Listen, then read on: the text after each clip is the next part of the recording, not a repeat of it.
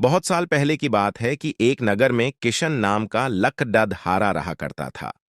वह अपने गुजर बसर के लिए जंगल से लकद्धी काट कर लाता और नगर में बेचता था। इन लकद्धियों को बेचने से लकड़हारे को जो पैसे मिलते थे, उससे वह अपने लिए खाना खरीदकर खा लेता था। यह उसकी रोज की दिनचर्या थी। एक दिन की बात है कि जंगल में लकड़हारा एक तेज बहती हुई नदी के पास एक पेड़ पर चढ़कर लकड़ी काट रहा था। पेड़ से लकड़ी काटते हुए कुल्हाड़ी लकड़हारे के हाथ से छूटकर नदी में जा गिरी।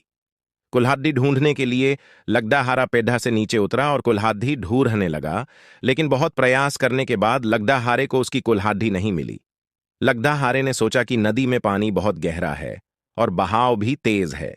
कुल्हाड़ी नदी में पानी के साथ बह गई होगी। उदास और मायूस होकर लकड़हारा नदी किनारे बैठकर रोने लगा। कुल्हाड़ी खो जाने से लकड़हारा काफी दुखी था। लकड़हारे यह सोचने लगा कि उसके पास इतने पैसे भी नहीं हैं कि वह नई कुल्हाड़ी खरीद सके।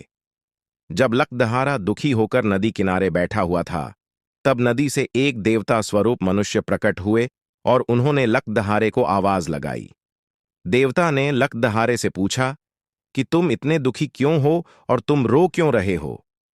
देवता के पूछने पर अपनी कुल्हाड़ी खोने की पूरी कहानी बताई। लकड़हारे की बात सुनकर देवता ने कहा कि मैं तुम्हारे लिए कुल्हाड़ी ढूंढ कर लाऊंगा। ये बात कहकर देवता ने लकड़हारे को उसकी मदद का भरोसा दिलाया। इसके बाद देवता नदी में समा गए और कुछ देर के बाद नदी से बाहर निकले।